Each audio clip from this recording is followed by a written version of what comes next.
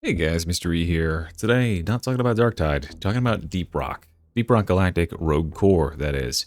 Now, as many of you might know, obviously, I play a good bit of Darktide, and so I like 4-player cooperative horde shooter style games. And I also like Deep Rock Galactic, which is the, I guess, parent game, or maybe brother game or sister game to Deep Rock Galactic Rogue Core.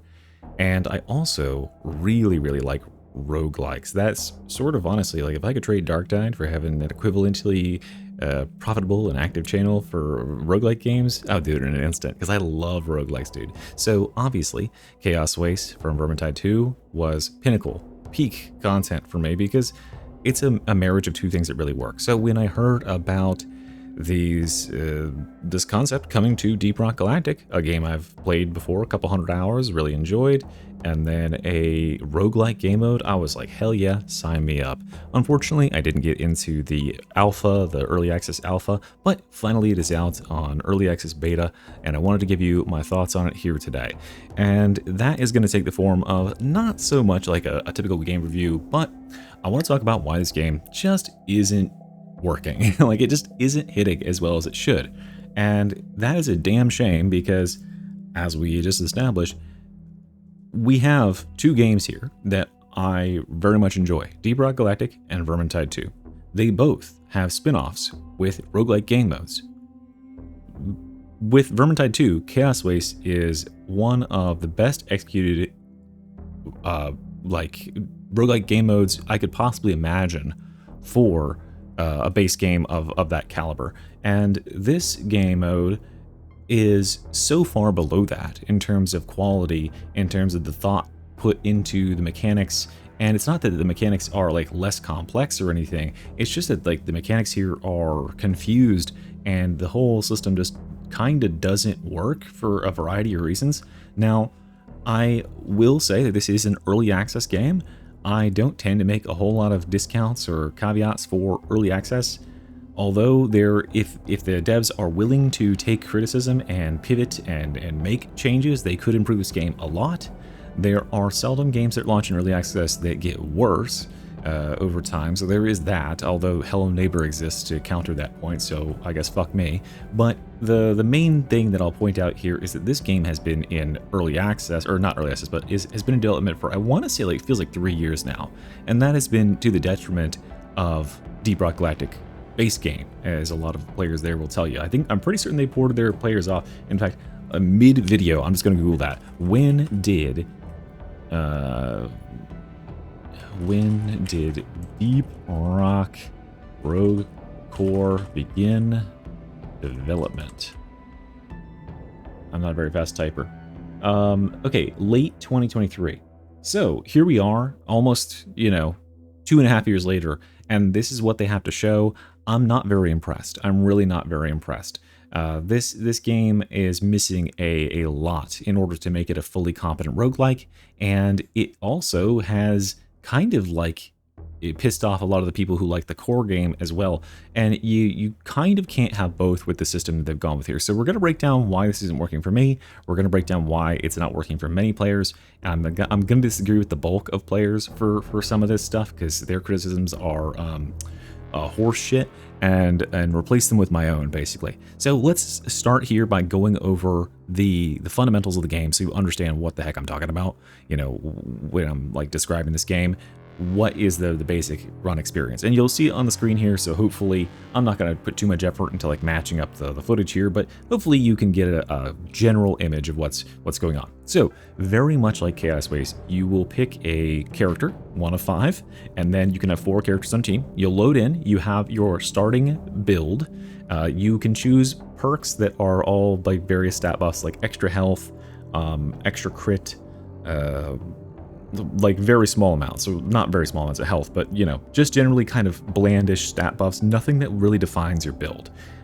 This stuff is sort of your meta progression. It will make you quite a bit more powerful to have it fully leveled out, and for what it's worth, that stuff isn't very bad. Like, that meta progression stuff, it doesn't like expect a huge time investment of you. So that's good. It is pretty bland though, as a lot of this game is, unfortunately. So I hope they fix that in the future. But you'll pick that stuff, you'll load into the game, you have your character, and then you get a starting weapon and a starting grenade, and then you go. In the level, suffice to say, your goal is to mine experience and to complete objectives that, again, will give you experience. And then you change those experience into buffs. So from here on out, I'm just going to refer to the goal of any given level as collecting buffs. Spending more time in a level will allow you to collect more buffs because you can find more of the veins of experience and mine those up, and you can complete more side objectives. These side objectives can either give you buffs to your weapons, they can give you buffs to your power-ups, like just general character buffs, like, for instance, standing still makes you regenerate your cooldown 2 times as fast or whatever.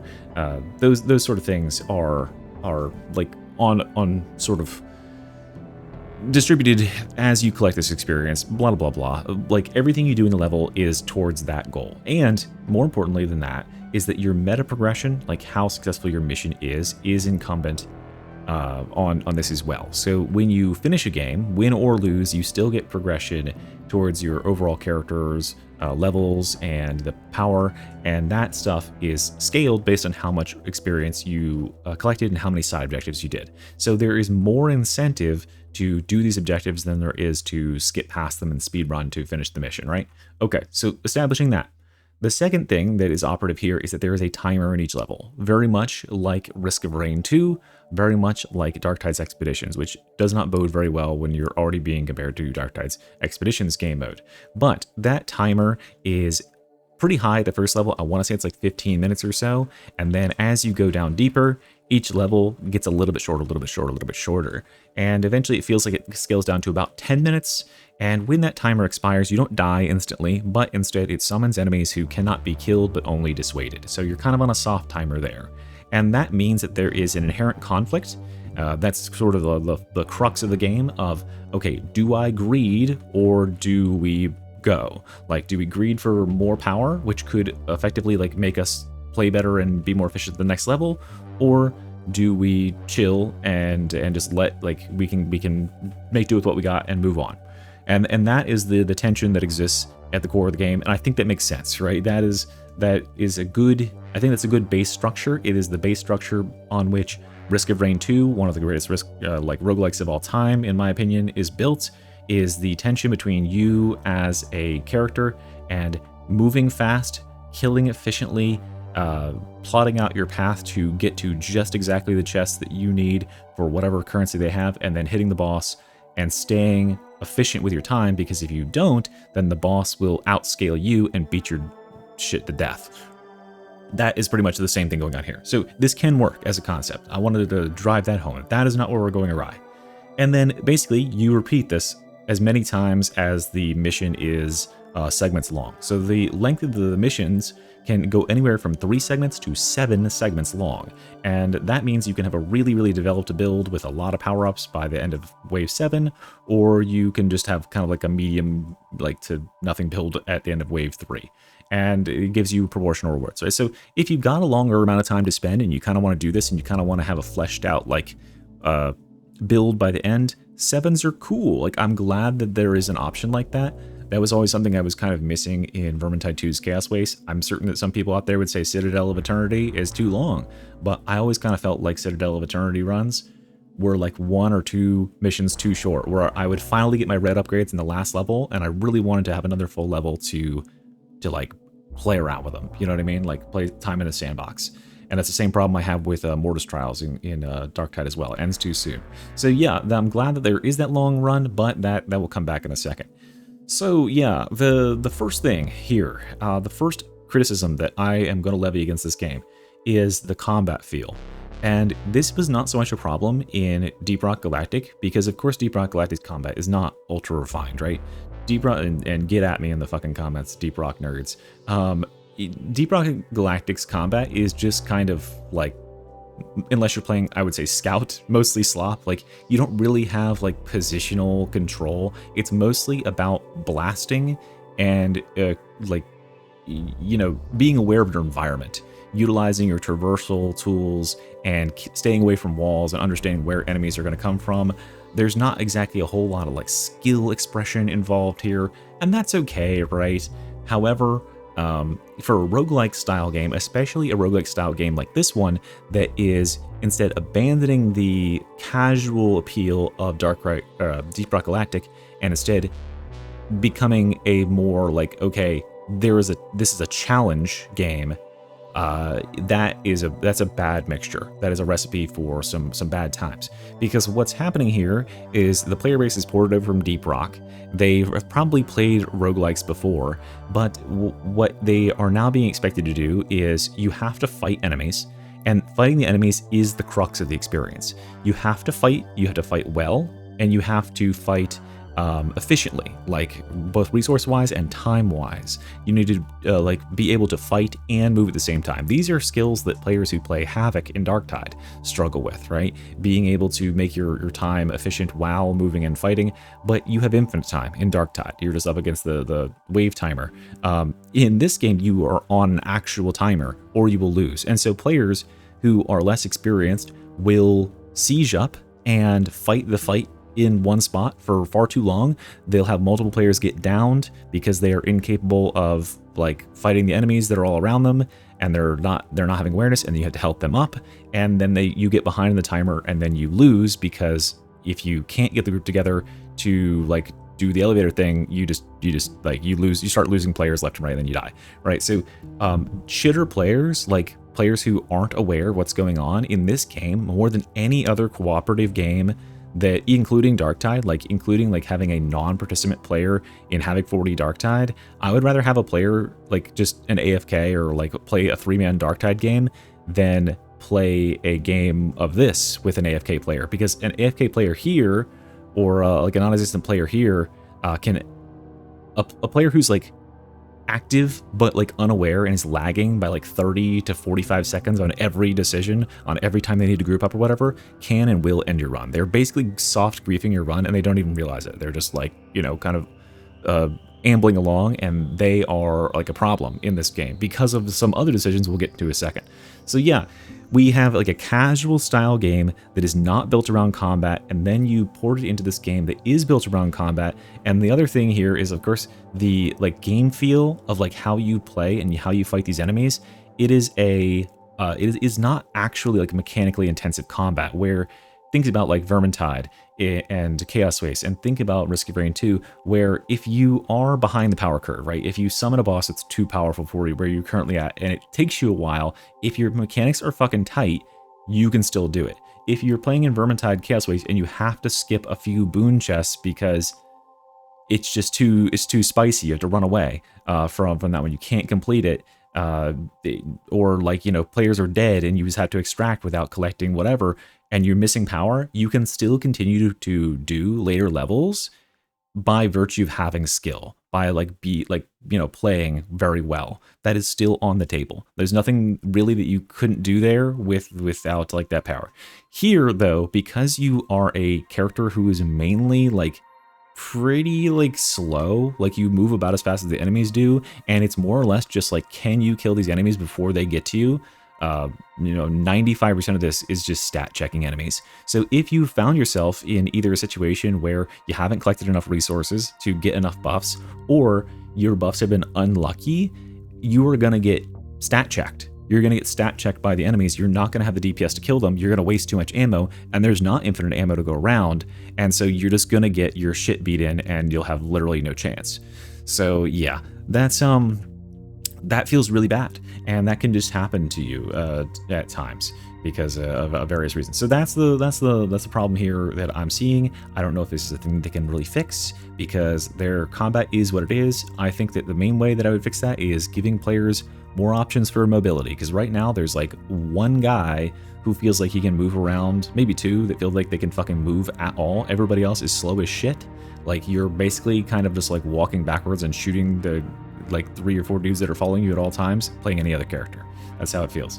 Okay, let's move on to the 3 main player criticisms. So these are the ones that I am seeing over and over again on the community posts about it, the mixed reviews that it currently has. And I wanted to give you my thoughts on whether they're correct or not. One of them, the first one that I'm talking about here, I vehemently disagree with. These people are insane. They are hyper casuals. They have no idea what the fuck they're talking about. They picked up this game and did not understand the core concept of it. And then they're going, if they manage to have their way, they're going to kill the game entirely. And that is people who are complaining about the timer. So much like we saw with expeditions in Darktide, people don't like the timer. People just want to be able to walk around the arena and do whatever they want for infinite amount of time. And that sounds good when you're a hyper casual player who's playing missions of length 3 maximum in complexity 1 dungeons, meaning like, you know, these environments are simple caves. They're connected in a very normal way. There's not like a lot of verticality or anything. And yeah, you just have a length 3 dungeon, so you do this 2 times, then the last, oh, by the way, the last stage is a boss stage. So it's just the same stage, but there's a boss at the end. And those bosses are completely imbalanced, so I'll talk about them in a second. And yeah, so that would be it fine, if kind of really fucking annoying experience, if all dungeons were level, like, were stage 3. However, dungeons, as I mentioned before, can go up to 7 fucking stages. And remember what I also said before, there is a direct incentive on all fronts for players to collect every piece of, like, expedite the resource mineral, and every side objective, like collecting cameras or rebooting routers or whatever the fuck the thing is, are hooking up workbenches. All that stuff counts towards not only your player power in the mission, which is of course the thing that people are there to play to do. They want to get the juicy rolls on the roguelike table, but also it progresses your meta player power. It gives you XP for your overall characters, which is the other really good thing that everybody wants. So there is every incentive in the world to collect everything. So now you remove the timer, and you will 100% of the time, players will scour every fucking inch of this environment to collect every tiny iota of experience, every single side objective. You will have a camera or some like fucking random ass objective that's crammed in some corner on some edge of the map that nobody saw,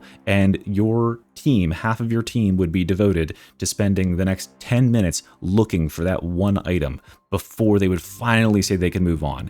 And that will happen on every single stage. And because there is no timer, there is no incentive to ever get the fuck out of the stage and move on. Why would you ever leave a stage not having your maximum power? That's going to set you up to lose, and then you'll lose the run and you lose like a big portion of your experience. So it's better just to stay in a stage for 20, 25 minutes, loot every single thing, make certain that you are taking your time and checking every room, make sure you're not missing any collectibles, and then you can only go to the next stage. Oh, and you know, maybe like when you have finished summoning the elevator, right, your ammo might be a little bit low and your armor might be a little damaged. There's a ammo supply crate 2 rooms over. It's just a quick 2-minute run there and back to get that for you, so you can be topped off on ammo when you go to the next level too. So you might as well hit that.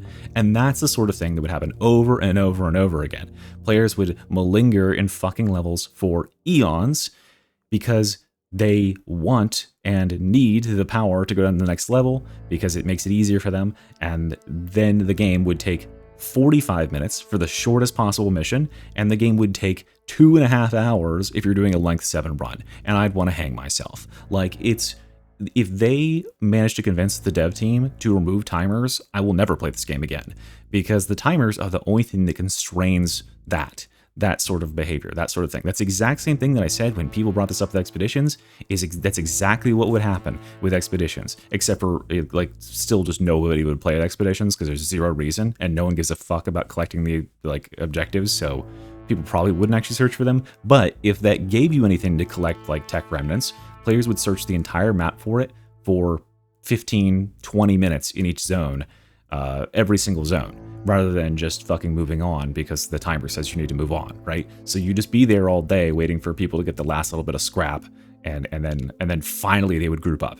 And so that would be the death of the game. Seriously. What they've done, and I think I agree with them this far, what they did, the devs, is they made the timer 1 minute longer on the first stage and 30 seconds longer on the second stage. So it's a little bit longer, and the only people who are going to feel this are the hyper casuals, who are the people complaining about this in the first place, who are literally only doing the minimum length runs and need a little bit more time because they are slow.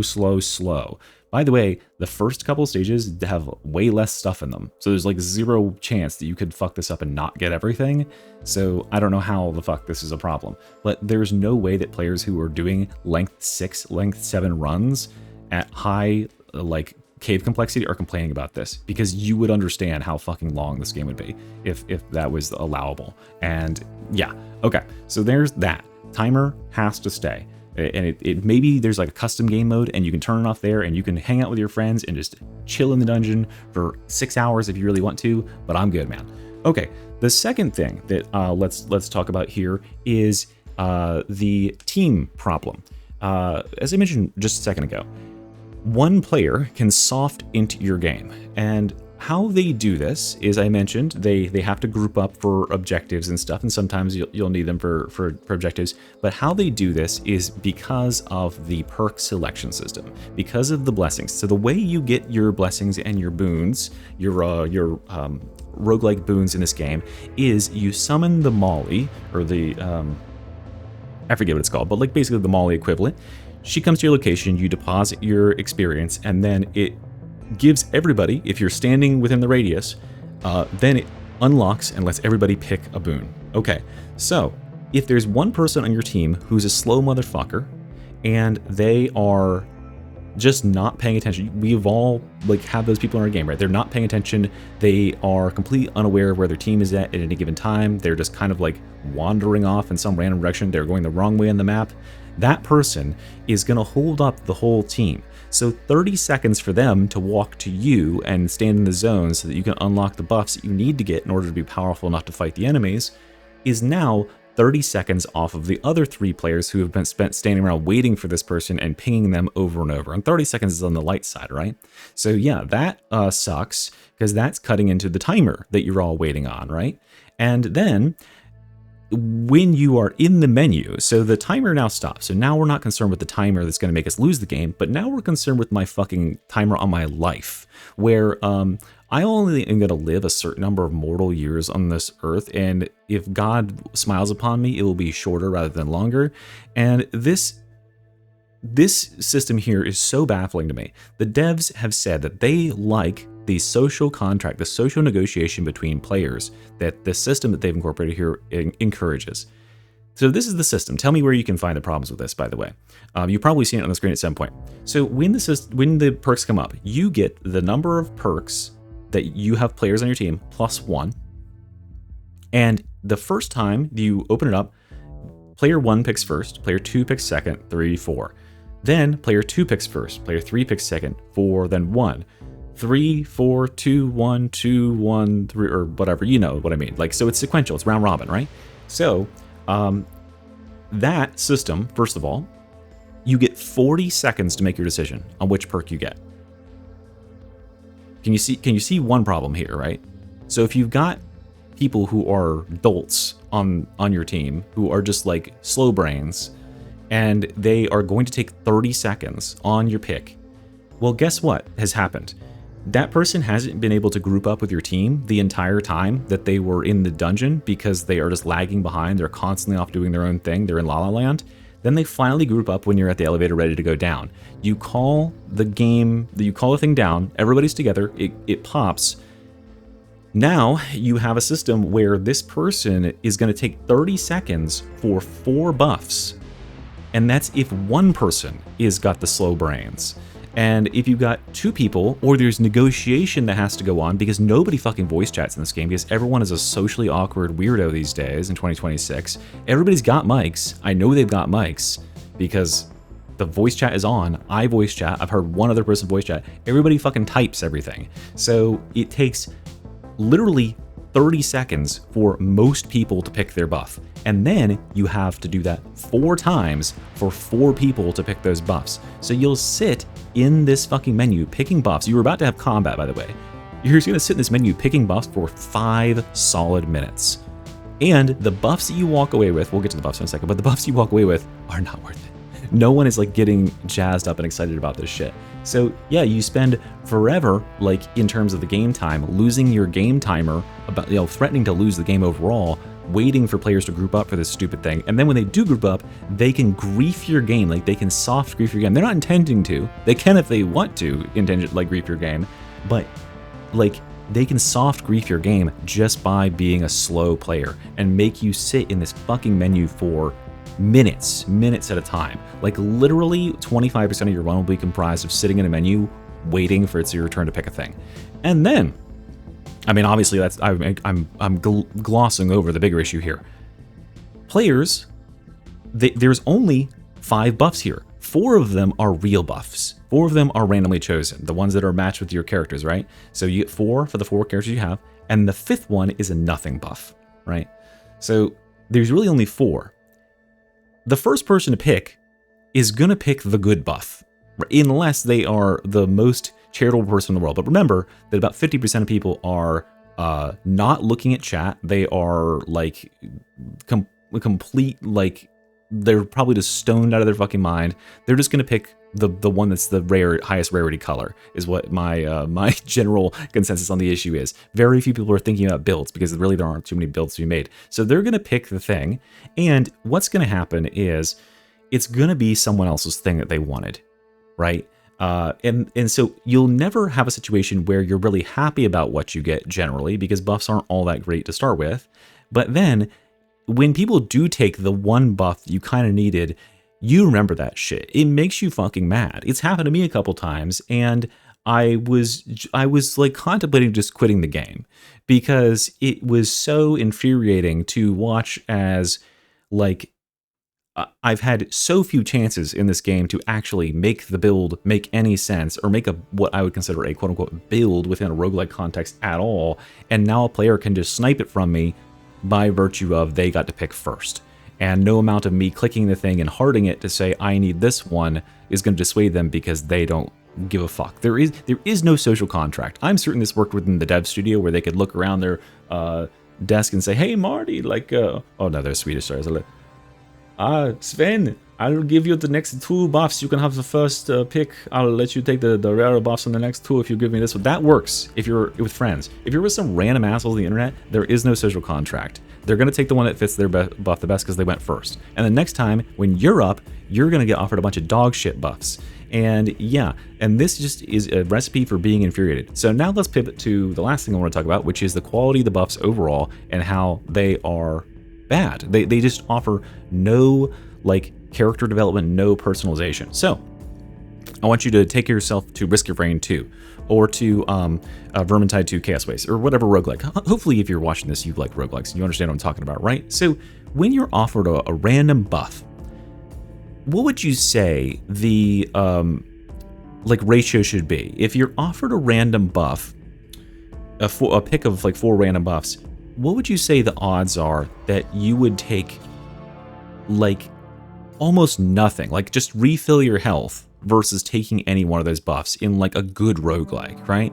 If you were playing Risk Your Brain 2, if you're a Risk Your Brain 2 player, how often would you, instead of taking any random item in the game, just take +5 to your base health and refill your health and toughness, or refill your health and shields? I would say almost never, right? The sheer, like, frequency with which one or more players are choosing the just refill my health, nothing else here appeals to me at all option is mind-boggling in this game. Like, the buffs are so, on one hand, milquetoast and offer almost nothing. Like, just to sample a few that like appear quite commonly, we have taking 50 damage causes you to explode in a radius around you. You know, sure, taking 50 damage is a bad idea, by the way. We also have things like standing still gives you 50% less recoil, or 30% less recoil. We have deal 1% extra fire damage for every 1 ammo missing from your magazine, like things like this. These are like the common buffs. Then you get to rarer buffs, and it's like replenish, I don't know, 1 armor when you're standing within 5 meters of an enemy. That's a pretty good one, honestly. That's a purple buff. That's an epic buff. Our legendary buffs, I've only seen 1 legendary buff so far in the game. There's also artifacts, which are a little bit more interesting, but the one legendary buff I've seen is 150% efficacy of red sugar. Wow, which is just a 5 times better perk than a tier 1 perk that I can load into the game with. So, and also there's an epic version of that that's 100% sugar efficacy, and there's a green version that's 75%. So you see what I mean? Like, or blue version. So it's just an upgraded version of already existing perks, and it's just so boring. Oh, more healing from the healing stuff. Great. Wow. So, like, these are not build defining. You barely care about any of them. On the occasion that one does show up that is build defining, it's a fucking mad scramble for those few. I thank the Lord that I picked Falconer, because Falconer is one of the few classes that cares about electric damage and can stand still for extended amounts of time and still be effective in combat. So I'm grubbing up anything with electricity damage and standing still in the thing. No one else wants those. But even with that being the limitation, there has been exactly one run in my 20 hours of play where I have gotten I got 2 times the one where every point of armor you have gives you 1% electricity damage, and also I got 3 times the standing still gives you 200% additional cooldown. So I was regenerating my bird at septuple. That's what the Falconer does. They send an electric bird, right, that shoots electric shots. And so I was regenerating my ultimate at septuple the normal rate, standing still, shooting this bird out that's doing like quadruple damage, and I managed to get an epic buff that regenerated 1 armor per second while standing within 5 meters of the enemy. So I got one of my allies to stand near me with his machine gun and have him shoot any enemies that came close to us, and he had the bubble that regenerates armor as well. So the Guardian was standing next to me and shooting this stuff. We were regenerating armor. I'm constantly sending out this bird, and we're just a static like turret emplacement with this bird that's just annihilating everything. And that was the one build that I've had that I can actually remember, because that was the one time that, even with playing the class in the game that I would say has the best bet at like having exclusive picks that no one else wants, trying to make this build, that was the one time attempting to make the build that the pieces actually came together. Because most times that stuff doesn't show up. You get like one piece of it, and then some other piece gets stolen by some other motherfucker, or the other pieces never show up. Because even though you're going through 6 layers of dungeon, it's just the pool is so watered down with bland garbage that has no build defining characteristics at all that it can never assemble into anything. So the winning runs that I have, more often than not, it's literally just come down to the buffs I picked up from the workshop, which always gives you upgrades. Like, the workshop upgrades your weapons, and so I'm just choosing or upgrades your abilities directly. So I'm just choosing extra damage for ability, and then I had like 2 cooldown buffs, so then I'm just spamming that. Or I'm just, okay, I got like a talent that refills my weapon when I'm getting headshots, so I just keep picking the weapon over and over in the workshop, and the weapon ends up super powered, and that's how I win the game. And like, that's the depth of build that you can aspire to here. There is already, like, I would say there's an 80-20 split between generalist buffs that are just flat stat line buffs, and then the 20% is the individualized buffs that would work with like where you could tailor your build and make something like work specifically with that. And there's really not that many buffs overall, by the way, so you're going to see the same stuff over and over and over again. And yeah, and then the other problem is, so you get a 20% chance of getting those, and then of course you have a only a 1 in 4 chance at being the first person to pick at any given buff, and so you've got an extra chance of people fucking your build over from that angle. So there's like 0 chance of getting anything actually good going, which just sucks and feels bad. And that's the whole fantasy here, is to have a cool roguelike build going by the end of the game. And I don't know how they managed to fuck this up so bad. It probably works in their local offices, but it does not work here. Okay, and let's wrap it up by talking about the last piece of the puzzle here, the enemies. The enemies that you're fighting are so bland and uninspired, and they are also bullshit. So, of course, the enemies can crawl over every surface known to man. They crawl down the areas are procedurally generated. So just like the bugs on Hoxies, they can control, or they can walk on the walls and come at you from any angle. You know, that just means that there's no really like holding a position next to a wall or like, you know, protecting an angle. You are mostly just kind of running in a big slow circle and kiting stuff around. And the enemies are pretty brain dead.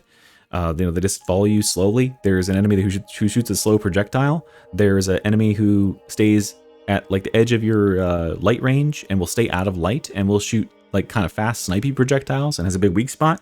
And then there's an enemy who follows you around. He's like a melee guy, but also he can open up his mouth, which is his weak spot, and shoot a big laser.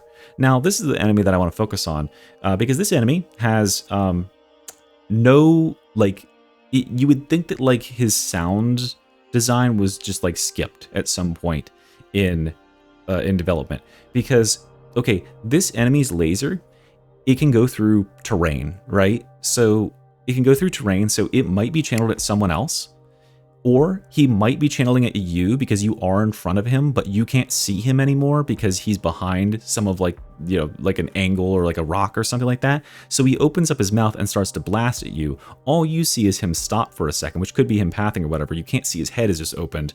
So then he starts to blast you. This does so much damage that most characters will be downed before they can get out of the width of the beam. And it does not have any sound notification to announce that the opening, the beam is charging or the beam is coming to like tell you to move laterally or whatever. So unless you can physically see him doing it, you are nearly instantly dead. And the problem is that there is not a clear audio sound of these guys walking or approaching either. So like they'll just, in a horde scenario, one will crawl down the wall behind you while you're focused in one direction, open up its mouth and just start to laser in your direction. And the first instance indication that you'll have that that is happening is you will take half your health and damage. And then you'll take the other half of your health and damage in the next half second and you'll die. And you'll be downed. And that has happened to like wiped my team multiple times where one of those enemies walks up, because the beam is like 40 feet long too. And it's about 5 feet wide. So the enemy will walk up and just open its mouth and beam through the radius that we were all standing in defending, because we're all trying to, by the way, we're all trying to stand in the fucking cart thing to get our buffs, because we have that one shit for brains on our team that won't stand in the radius for more than like a millisecond at a time. He doesn't seem to understand what's going on, so we don't have any perks. And then we all get lasered to death by one guy who snuck up and had no announcement. So yeah, that enemy is completely undercooked. It feels like they completely skipped everything there. And the fact that that beam can go through terrain in a voxel terrain-based game is horseshit. It is absolute horseshit. That it can just like completely wallbang you with like some sort of weird energy beam that doesn't even hurt the rock. Make it make sense. Okay, and then finally, let's talk about the bosses. The culmination of every event is to fight bosses. One of these bosses is a complete joke. I can't even remember what he does at this point. Literally, he spawns, you shoot him, and then you mine. There's like 3 orbs that are held in these little pedestals, and you mine the pedestal, and then it falls out and you drop it in the hole. And you do that 3 times. And he's literally just got like the most obvious weak spots in the world. He has almost no threatening attacks. GG. The second enemy is a fish. This fish guy, he is slightly more complex. He requires you to, once you have DPS'd him enough, he swims around the arena, he can like do a big vacuum, suck you in. Once you've DPS'd him enough, he'll proceed to charge at you, and you have to get him to hit his own pillar and knock the orb loose and then throw it in the hole. And then the third enemy is like the only challenging boss. The other 2 are brain dead easy. You feel like you wasted your time like building up for this boss at the end of the run. Except for the fact that you are, again, you know, you're collecting that resources mostly because it gives you experience for your overall character progression, but that's beside the point. But yeah, they do not feel like a good boss fight because they're not challenging. But the third one is challenging in a bullshit way. So this guy is basically just a clone of that one thing with the egg sack at the end of Half-Life 1. And what it does is it starts by spawning, shooting homing seeking missiles that have far too much movement speed and far too much homing. And it will immediately kill 2 people on their team because they were not ready for it to do that. And then, as those people are laying dead, what it is doing passively, by the way, is it's spawning little pustules around on the ground. And those pustules that it spawns, you have to have players on your team who are killing them, so that because it continues to spawn them over time. But these pustules on the ground, what they do is they grow to a certain size, and they start to spawn spikes underneath players' feet. And these spikes have like almost unreactable amount of declaration. It spawns a very, very brief red circle underneath your feet, and then it will shoot a spike up that if you are on low health, it will kill you instantly. If you are, for instance, doing something stationary, such as reviving a teammate, there is physically, I don't believe, maybe like I could task it or something, but I don't believe there is physically enough time to stop the res action, break out of the animation, and move before you get hit by the spike. And yeah, they are constantly going on, and of course they just get more and more numerous because he continues to shit these things all over the arena. So as soon as you've got a couple players down, you're already in trouble. And then, of course, when you finish like DPSing him, he starts to he's got the spikes. He's shooting like homing projectiles across the arena, but once you like actually get him to the stage where you need to throw his crystal in the thing, his crystal breaks into multiple shards. His crystal for some reason breaks into 3 shards that have to all be thrown in the hole. So you need to make 9 throws into the hole where someone carries the thing, or whatever, instead of 3 on the other characters, which is bizarre to me, given that this guy is already so much harder. But mostly I have a problem with the bullshit spikes on the ground because they're nearly unreactable, and also they have no sound cue. So good design there. That guy can very easily wipe your team in like a millisecond. And also, by the way, remember that you're slow as shit in this game. Like, you have no movement speed. So unless you are like manage to get some movement speed or like gravity reduction, good luck. Okay, so there's my wrap up there. Obviously, I got a little bit more heated towards the end there, but most of that came from talking about the roguelike stuff, because I am a roguelike stan, and it just pisses me off to see such a empty, vacuous concept of roguelike buffs try to be passed off as roguelike. Had a lot higher hopes for this. I'm hoping that they are going to crank a lot more out. Maybe they were sitting on a big cache of it and they're going to crank it out. But again, we are looking at a game that's been 2.5 years in development. It is where it is, so it's probably going to be developed at about the pace of Dark Tide. So yeah, there you go. Thanks for watching, guys. Hope this helps. Bye.